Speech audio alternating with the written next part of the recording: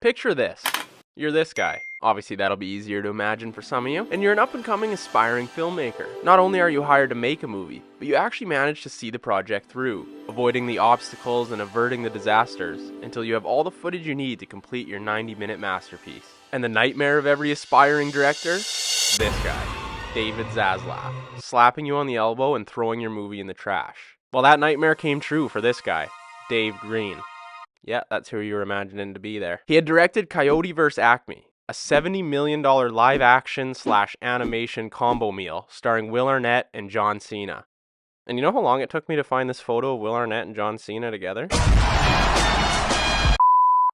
The film followed the Coyote from the Roadrunner cartoons as he plots his revenge on whatever, it doesn't matter. What matters is, test audiences loved Green's family-friendly comedy.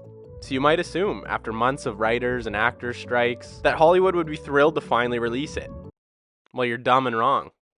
Sorry. Instead, the studio behind the film, Warner Bros. Discovery, and its CEO, David Zaslav, announced that Coyote vs. Acme wouldn't be shown in cinemas or on their own streaming service, Max, and then slapped Dave Green on the elbow again. The studio said, "We have shifted our global strategy to focus on theatrical releases. With this new direction, we've made the difficult decision not to move forward with Coyote vs. Acme." And the general reaction to this was, studios can speak? Sorry for that joke. There's nothing wrong with a studio changing direction, but if Coyote vs. Acme was finished, why not release it anyway? The answer is that the distributing and promoting of a film adds so much to the overall cost that it's hard for it to make a profit. It can be cheaper for a studio to dismiss the film as a tax write-off and claw back millions of dollars that way. But this strategy is only legal if the film is never shown. Essentially, it has to cease to exist. Green has said that he is beyond devastated, and Zaslav said he's glad. Okay, I made that last part up. There was some hope.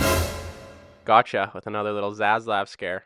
Just trying to portray what it must feel like making a film for Warner Brothers these days. Never know when Zaslav is just gonna... Okay, sorry, that was the last one. You can watch the video, you don't have to worry about it anymore. There was some hope that Wile E. Coyote would return to life, as he so often does, as it was previously reported that Warner would permit Green and his colleagues to shop the film around to other potential distributors like Amazon. But it turns out that's not the case. In an ending as unfortunate as Stephen King's The Mist, Zaslav and Warner Brothers have decided to delete the film. After the first death and the potential resurrection, Coyote vs. Acme is officially dead. Again. Zaslav decided to crush the dreams and elbows of all the filmmakers involved with the project, opting to make $35 to $40 million on the tax write-off. When asked for comment about the matter, Zaslav said, "Sometimes you have to stand on business." Okay, I made that part up too, obviously. Standing on business. Standing on... But Zaslav has not stopped there when it comes to losing crucial relationships with his filmmakers and axing productions like it's going out of style. In April of last year, Warner Media merged with Discovery to become Warner Brothers Discovery. I know, clever name. And since then, the conglomerate's new CEO, David Zaslav, has been responsible for an array of controversial cost-cutting measures.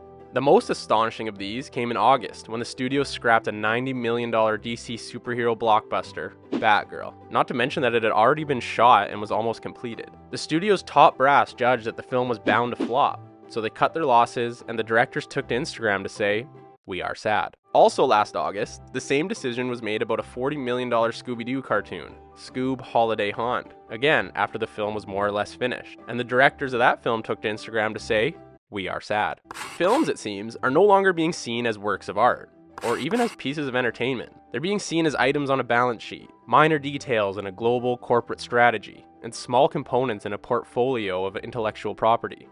Peter Safran, the new co-chair of DC Studios, i.e. the section of Warner Bros. Discovery that makes these terrible superhero films, I know, there's some good ones, don't get mad at me, defended the trashing of Batgirl by saying that if the film had come out, it would have hurt DC.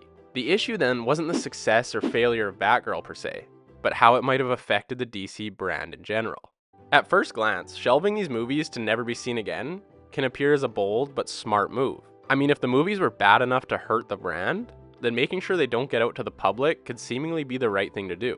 I mean, just look at the run of terrible Sony comic book films there have been as of late. Now, at least speaking for myself, there's zero excitement to watch any of their upcoming releases because I'm expecting more of the same garbage from Sony. But had they not allowed their terrible films out into the world like a plague, perhaps I'd actually be looking forward to Kraven the Hunter later this year. However, the fact of the matter is, Warner Brothers is in a very different position than Sony. Sure, a poor film being released may have been hurtful to the DC brand in the short term, but actually may have been far less hurtful to Warner Brothers overall in the long run.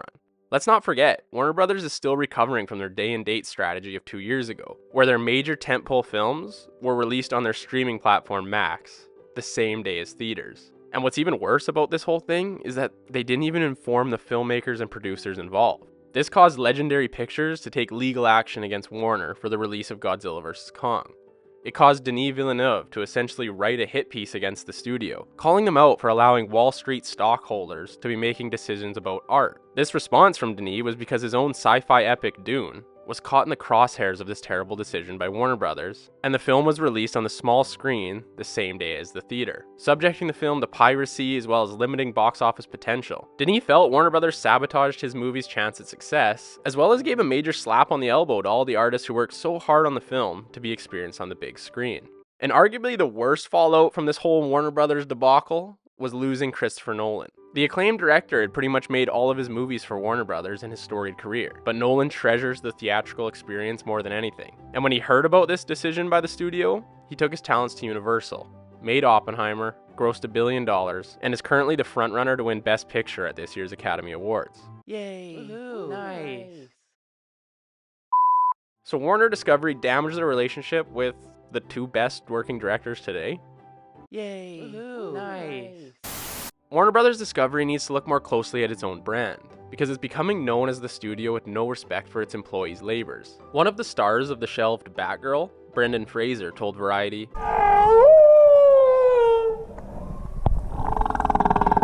which directly translates to, it doesn't engender trust among filmmakers and the studio.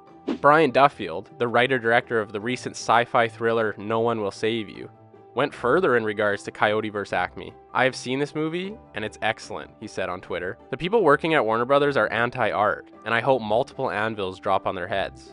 Which is kind of a wild thing to say. Several other writers and directors have denounced Warner for choosing short-term financial savings over the chance to share a new film with the world. Deadline condemned its treatment of Green's work as another maneuver by the David Zaslav-run Warner Brothers Discovery to kill movies. And when a studio is being talked about as killing movies rather than making them, then maybe it's time for a rethink.